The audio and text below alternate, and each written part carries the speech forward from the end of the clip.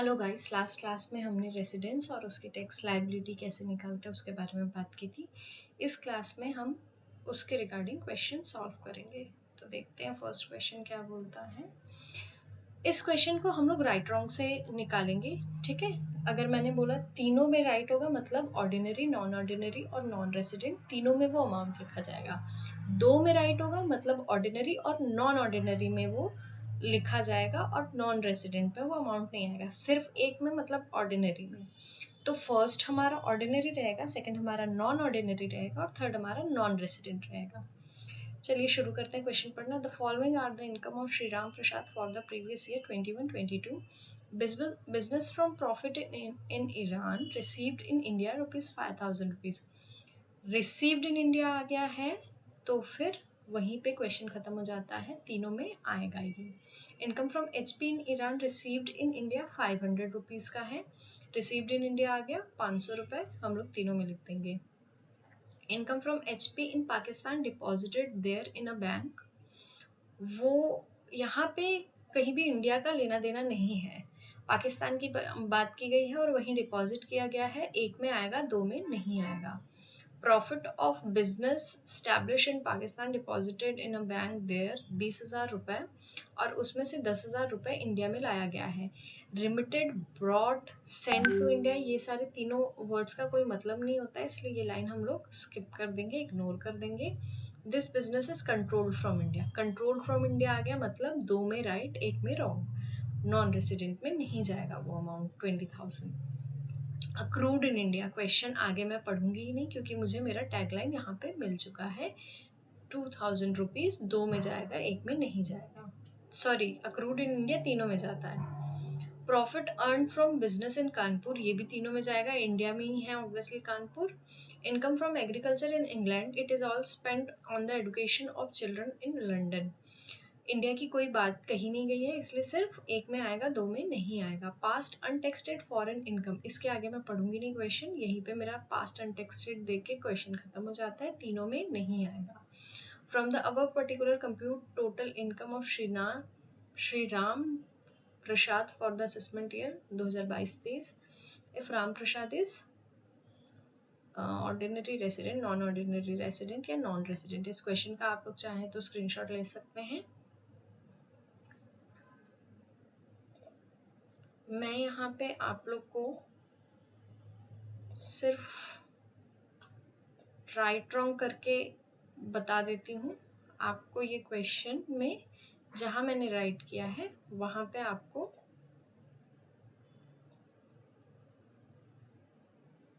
Amount लिखना है, उस क्वेश्चन में जो भी अमाउंट दिया गया हो।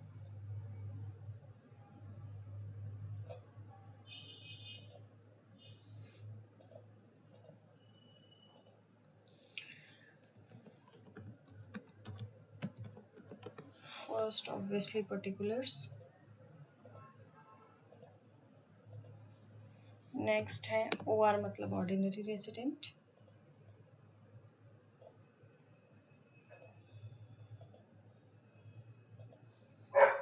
NOR मतलब नॉन ऑर्डिनरी रेसिडेंट,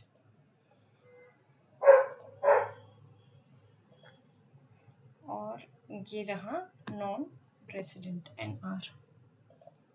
मैं यहाँ पे पूरा पूरा नहीं लिखूंगी, आप लोग फर्स्ट जो था वो था रिसीव्ड इन इंडिया मतलब तीनों में आएगा।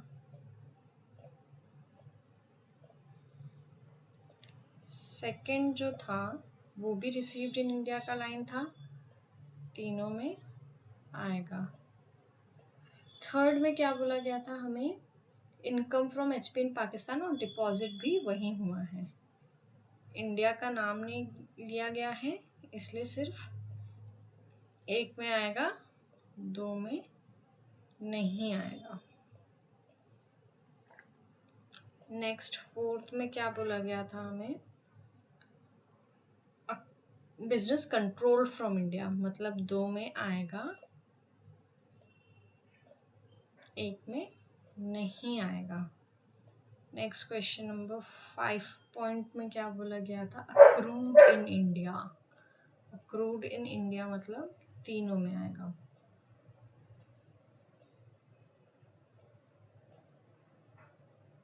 6 पॉइंट में हमें क्या बोला गया था? Profit earn from business in Kanpur, obviously ये तीनों में आएगा। 7 पॉइंट क्या दिया गया है? लंदन का एग्रीकल्चर इनकम, सॉरी इंग्लैंड का एग्रीकल्चर इनकम, ये यहाँ पे इंडिया की बात नहीं हुई है कुछ भी, तो ये अमाउंट नहीं आएगा। 8 पॉइंट पास्ट अनटेक्सटेड इनकम था, नहीं आएगा, नहीं आएगा, नहीं। इस क्वेश्चन में सिर्फ इतना ही करना है, बस मैंने जहाँ टिक किया है वहाँ पे आपको अमाउंट लिखना है, जहाँ रॉन्ग किया है वहाँ पे आपको ऐसे सिंपली डैश डैश डाल देना है। ओके, अब ऑर्डिनरी रेसिडेंट को फर्स्ट से लेके यहाँ तक जो भी आप प्लस करके निकालेंगे, और फिर नॉन ऑर्डिनरी का भी वैसे करेंगे और नॉन रेसिडेंट का भी वैसे करेंगे। यहाँ पे जो फाइनल आंसर आएगा इसको बोलते हैं ग्रॉस टोटल इनकम, इसको बोला जाता है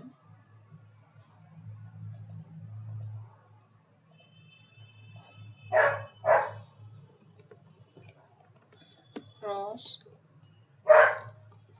टोटल इनकम।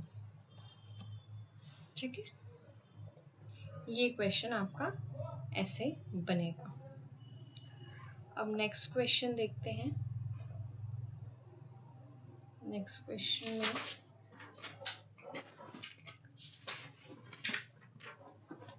ये क्या बोलता है? नेक्स्ट क्वेश्चन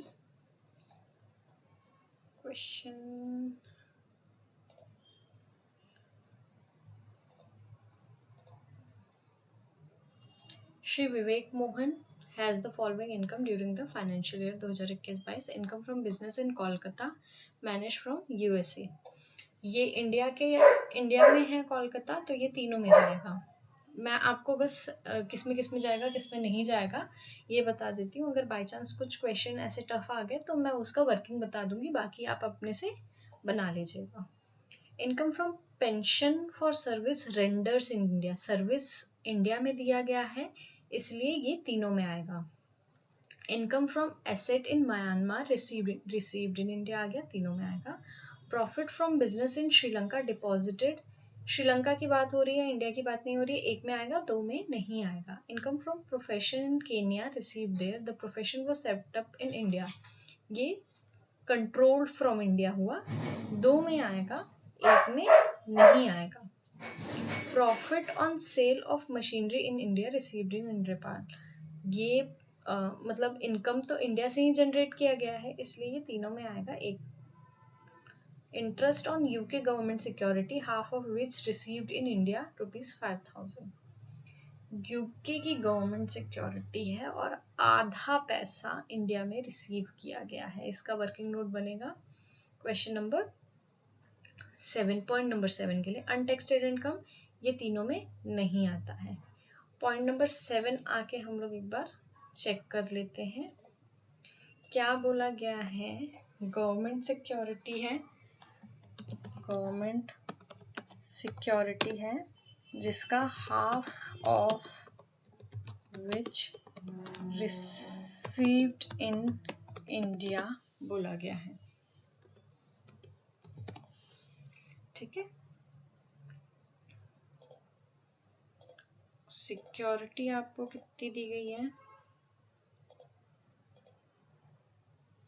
सिक्योरिटी आपको दी गई है 5000 की। ठीक है, 5000 का जो अमाउंट है वो, एक minute,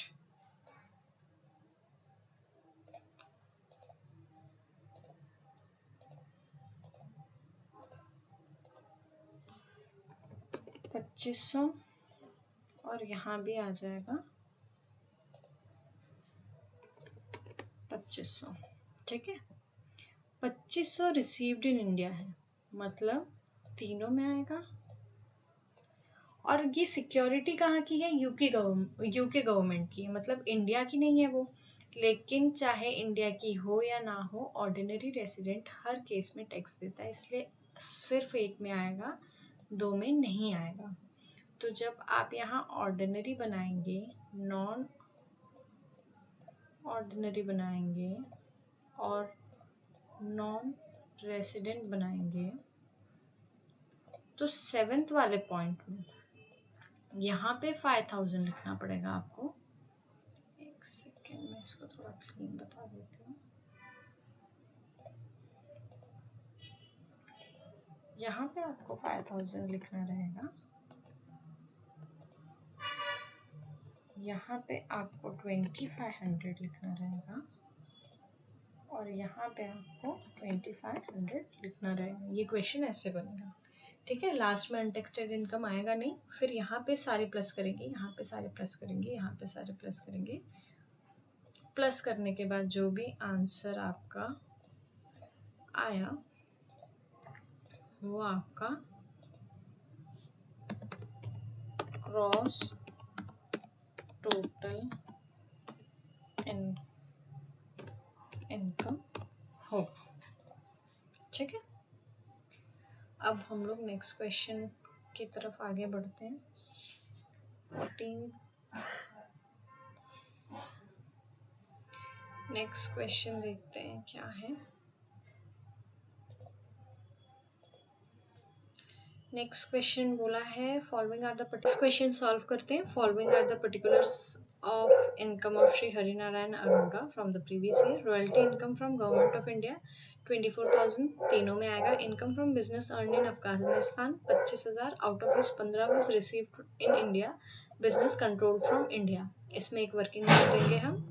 interest received from Shri Aditya Kumar a non resident against a loan provided to him for a business carried on in India। carried on in India मतलब सेटअप हुआ है इंडिया में, ये तीनों में जाएगा।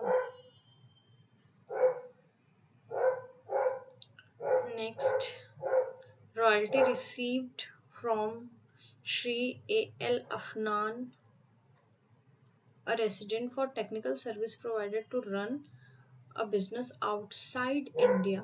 outside India मतलब सिर्फ ऑर्डिनरी रेसिडेंट इसको पे करेगा, बाकी के दो नहीं करेंगे। इनकम फ्रॉम बिजनेस इन जयपुर तीनों में जाएगा, इसके आगे मैं कुछ पढ़ूंगी ही नहीं। Compute gross total income of Shri Harinarayan, अगर वो ऑर्डिनरी, नॉन ऑर्डिनरी और नॉन रेसिडेंट है।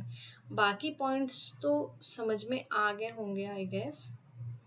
सिर्फ हमें अफगानिस्तान सेकंड वाला पॉइंट बनाना है। आप चाहें तो स्क्रीनशॉट ले लीजिए।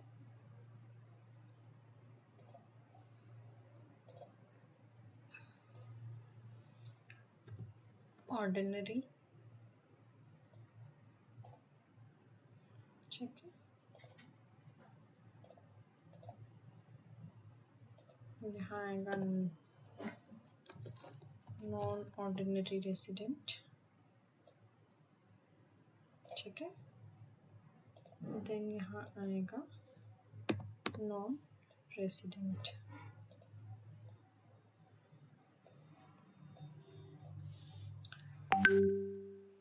यहाँ पे आपको क्या बोला गया है? Income from business earn in Afghanistan, ठीक है। यहाँ पे आपका 25,000 है। सॉरी, एक जीरो कम लगाई हूँ मैं।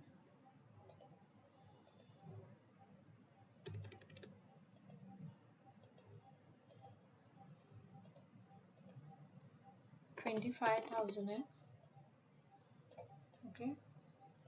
इसमें से क्या बोला गया है हमको कि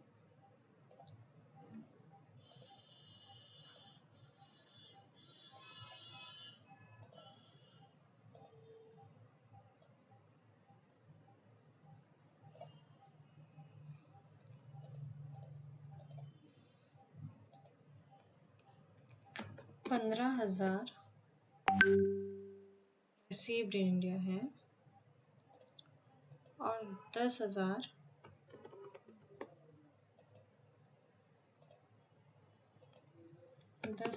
का कंट्रोल फ्रॉम इंडिया है। ओ 1000 ही लिखा मैंने, ठीक है, 10,000 है। अब टिक करते हैं। 15 रिसीव्ड इन इंडिया, मतलब ऑर्डिनरी, नॉन रेसिडेंट तीनों पे करेंगे। Controlled from India, ordinary non ordinary सिर्फ पे करेंगे, नॉन रेसिडेंट पे नहीं करेगा। तो जब आप फॉर्मेट में लिखेंगे तो यहाँ पे आप पूरा 25,000 रुपये लिखेंगे, ठीक है। नॉन ऑर्डिनरी में भी आप 25,000 पूरा लिखेंगे, लेकिन जब नॉन रेसिडेंट की बारी आएगी तो यहाँ पे आपने टिक लगाया, बट यहाँ पे आपने टिक नहीं लगाया। इसका मतलब आप सिर्फ 15,000 रुपये ही लिख सकते हैं, ठीक है। अब इसके बाद जो भी आंसर आएगा वो आपका ग्रॉस टोटल इनकम हो जाएगा। इसके बाद नेक्स्ट क्वेश्चन देखते हैं क्या है। नेक्स्ट क्वेश्चन है,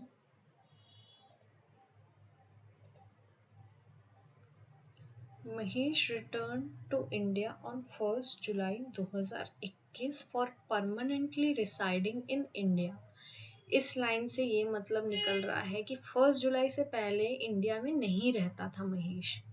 after a stay of 18 years in America, 18 साल तक वो अमेरिका में रहा है। अगले लाइन में हमें क्लियर भी कर दिया गया है।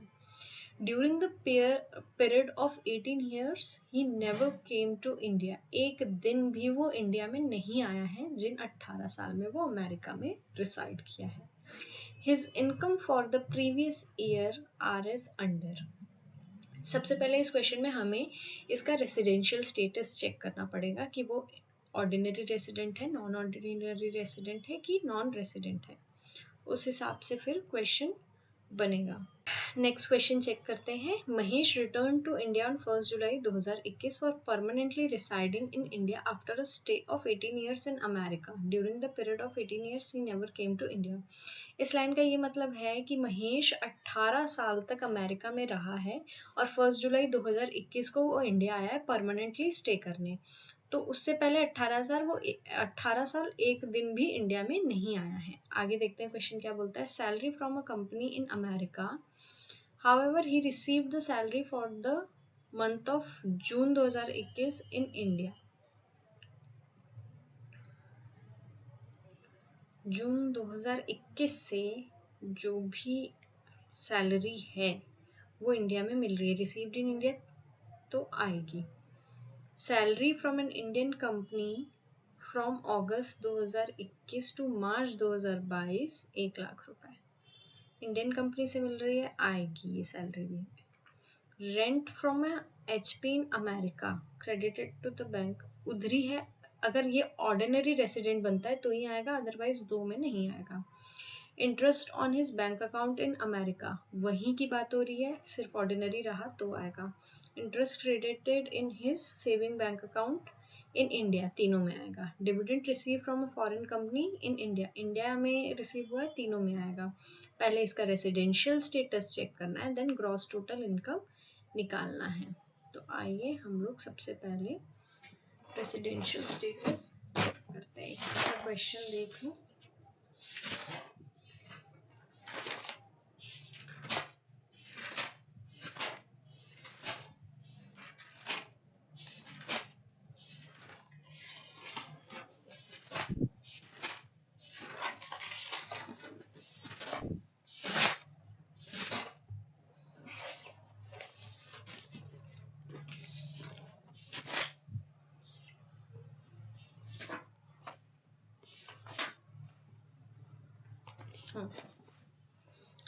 सबसे पहले अच्छे से ही लिखती हूँ ताकि समझ आए। सबसे पहले जुलाई में आया, सॉरी, जुलाई, अगस्त, सितंबर, अक्टूबर, नवंबर, दिसंबर, जनवरी, फरवरी और लास्ट अपना मंथ रहा मार्च। जुलाई में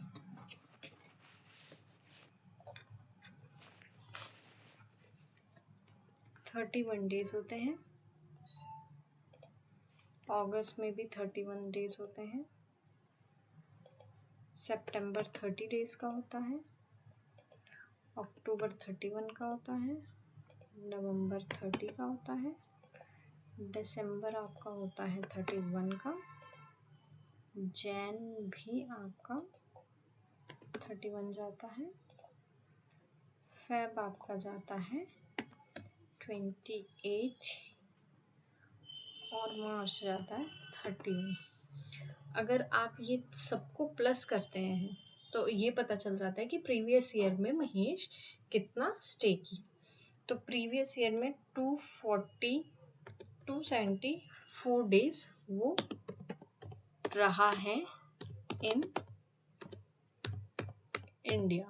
प्रीवियस ईयर में हमने रूल क्या पढ़ा था कि प्रीवियस ईयर में 182 डेज रहना चाहिए। ये वो फॉलो करता है। ये डन हो गया। नेक्स्ट क्या है, अब चेक करेंगे एडिशनल कंडीशन। एडिशनल कंडीशन क्या कहती है कि पिछले 10 सालों में 2 साल और पिछले 7 सालों में वो रहना चाहिए आपका 730 डेज। इस क्वेश्चन में साफ साफ बोल चुका गया है कि प्रीवियस ईयर को छोड़ के उससे पहले 18 साल तक वो इंडिया में नहीं रहा है। तो वो क्या बन जाता है, नॉन ऑर्डिनरी रेसिडेंट। ठीक है, तो अब हम जो भी क्वेश्चन बनाएंगे वो नॉन ऑर्डिनरी रेसिडेंट के हिसाब से बनाएंगे। तो जैसे यहाँ पे मैं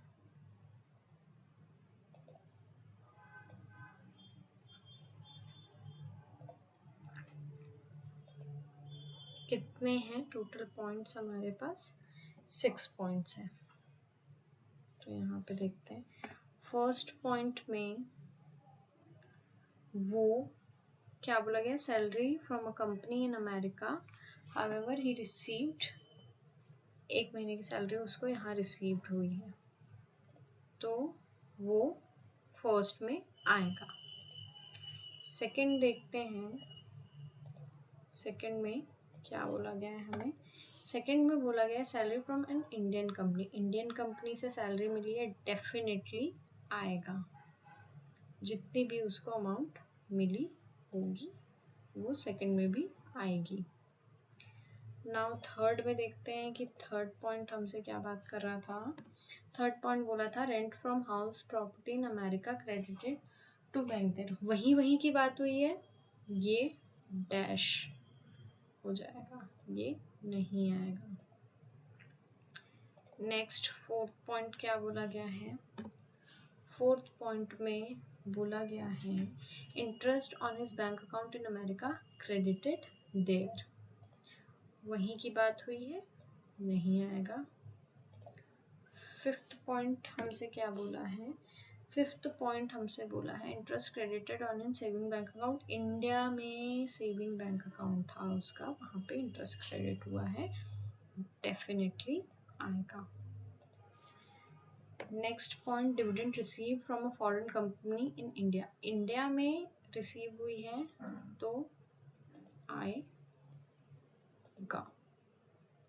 अब इससे आप जो भी ग्रॉस टोटल इनकम निकालेंगे वो आपका फाइनल आंसर होगा। यहाँ पे आपको निकालना है अपना सब कुछ प्लस करके ग्रॉस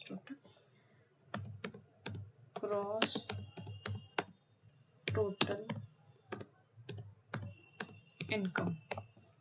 यहाँ पे सिर्फ नॉन ऑर्डिनरी रेसिडेंट इसलिए लिया गया है क्योंकि ऊपर पैराग्राफ में हमको मेंशन किया है कि वो कब आया है, कब गया है इंडिया के बाहर, प्लस नीचे हमें वही पूछा गया है कि उसका रेसिडेंशियल स्टेटस कंप्यूट करिए और उसकी टैक्स लायबिलिटी कंप्यूट करिए, इसलिए ये क्वेश्चन ऐसे बना है। और बाकी के क्वेश्चन में हमें तीनों के हिसाब से, मतलब ऑर्डिनरी, नॉन ऑर्डिनरी और नॉन रेसिडेंट, तीनों के हिसाब से हमें क्वेश्चन किया गया था, इसलिए हम उसका क्वेश्चन वैसे निकालते थे। और इसका क्वेश्चन अलग दिया गया है, इसका रेसिडेंशियल स्टेटस के हिसाब से टैक्स लायबिलिटी निकालनी है, इसलिए हम ऐसे निकाल रहे हैं। अब नेक्स्ट वीडियो में मिलते हैं। नेक्स्ट वीडियो में हम लोग income from the head of salary start करेंगे। Good bye.